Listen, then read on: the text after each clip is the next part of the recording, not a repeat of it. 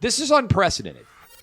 We have never had a sitting president of the United States, through his Department of Justice, raid the residence of a former president, the one that he ran against, while that next president, former president, is preparing to run for presidential office.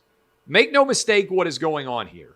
Joe Biden's Department of Justice is investigating the number one rival out there in the entire country to replace Joe Biden.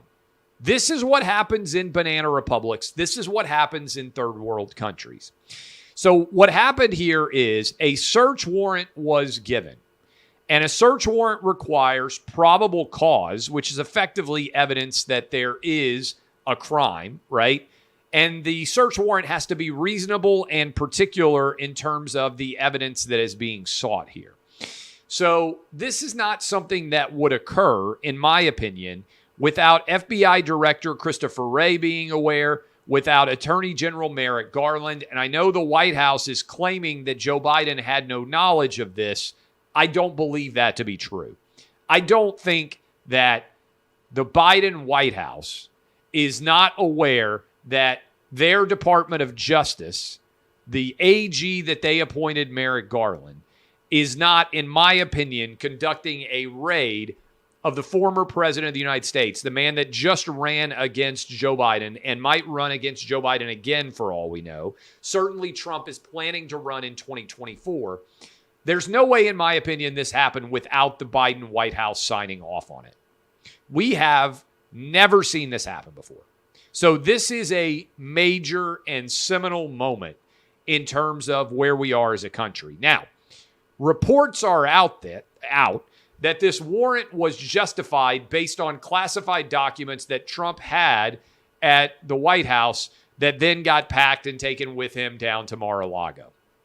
And so potentially this is a National Archives related issue where there could be charges brought on Donald Trump over some of the documents that he has in his possession.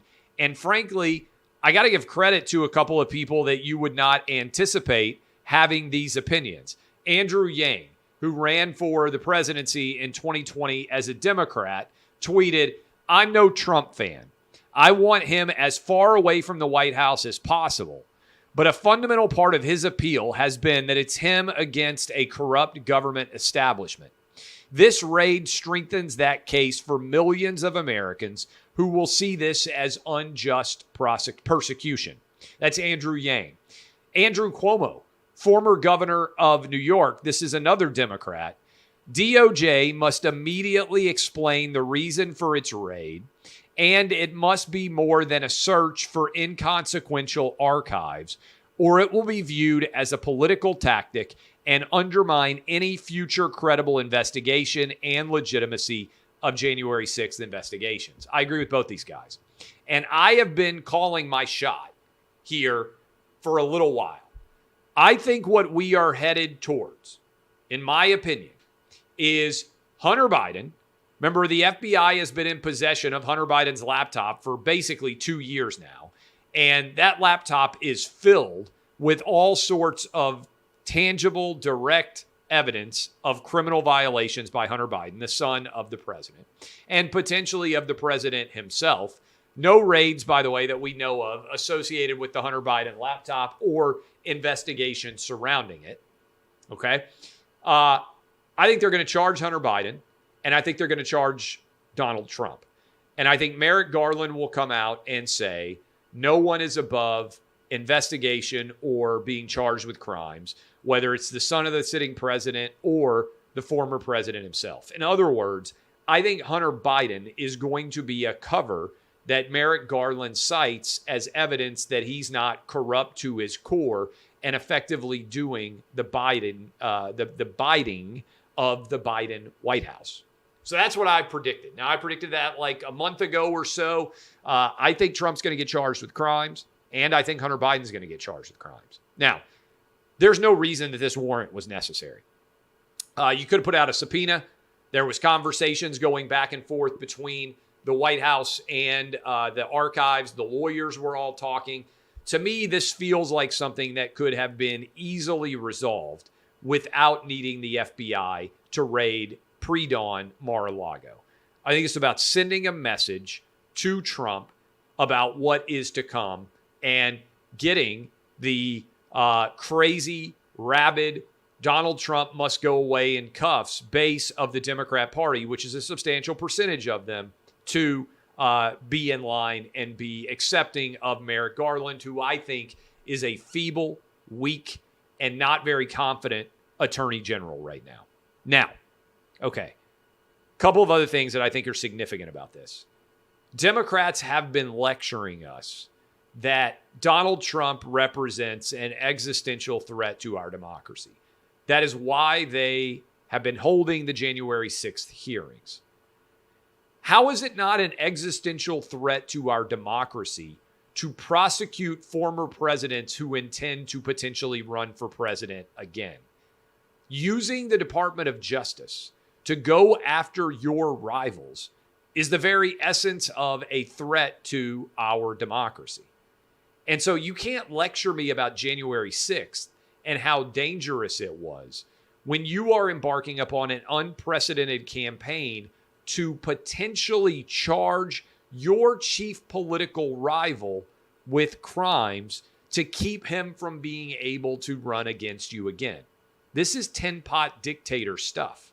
This is corrupt third world country governance where you have to win an election because if you lose the election, you know that you and everyone close to you is going to end up going to prison because that's what your political rivals do to you. That's the world that we've now entered. And this is why I always say, and it gets everybody riled up, you have to stand on precedent and principle over politics. Let me explain what I mean. When I was early in my career in talking about sports, I recognized that you could cut through a lot of noise when it came to, for instance, NCAA investigations by talking to fans of college football teams and saying, okay, your team is under investigation for doing X or Y. What you find is that when one person's team is under investigation, those fans will always excuse it. They'll say, well, that's not really a big deal. Well, who cares if players get paid? Well, everybody does it. If you're a sports fan, you know exactly what I'm talking about. Anytime your school is accused of wrongdoing, that is how fans of that school respond. And so I started saying, you know what? Maybe you're right. Why don't you, instead of it being your school, if you're an Auburn fan and you think you're being accused of improper violations, what would your response be if Alabama were accused of the exact same improper violations? Everybody says, wait a minute, that's different. No, it's not really. The difference is you're inclined to give the benefit of the doubt to your team, and against the other team, you're inclined to throw the book at them, right? The proverbial hanging judge.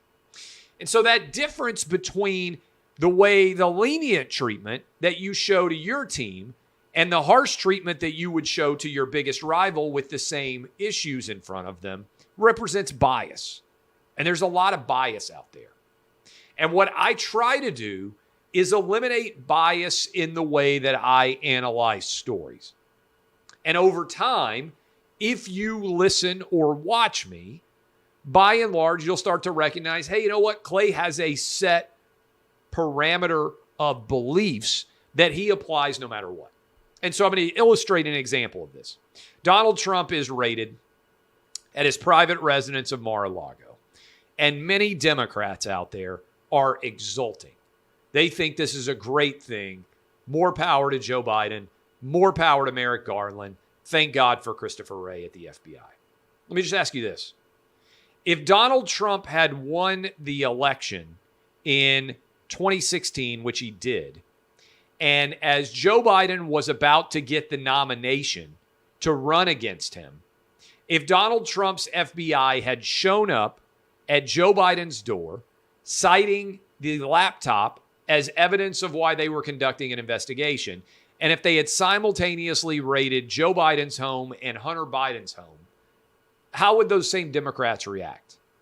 They would say that Trump was an authoritarian dictator trying to knock out his top contender before the election actually got here by using the Department of Justice and the FBI as his own personal shock troops.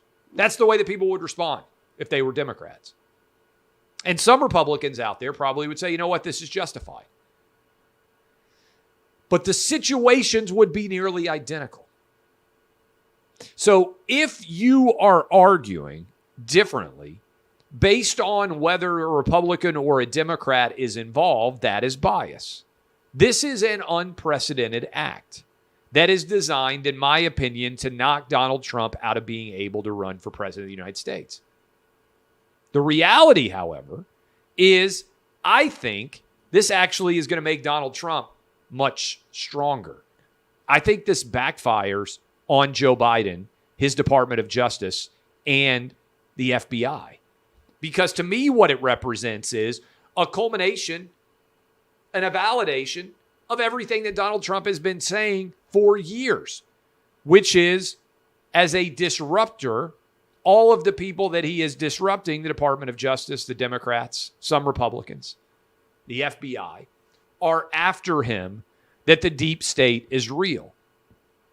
And I got to say, I think the reaction to this investigation, to this raid by the FBI, has been more people rallying behind Donald Trump than I have seen in years.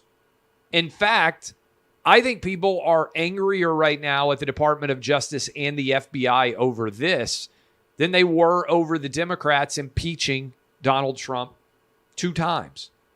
I think people are angrier over this than they are over the January 6th investigation, because it feels to many people as what it is, in my opinion, and that is a political persecution designed to take out Donald Trump, because the least approved of president of my life in terms of approval ratings, Joe Biden, knows that he cannot beat Donald Trump in a head-to-head election. And so his Department of Justice under Merrick Garland and Christopher Wray at the FBI is doing whatever it takes to try to knock Donald Trump out of contention to be able to run in 2024.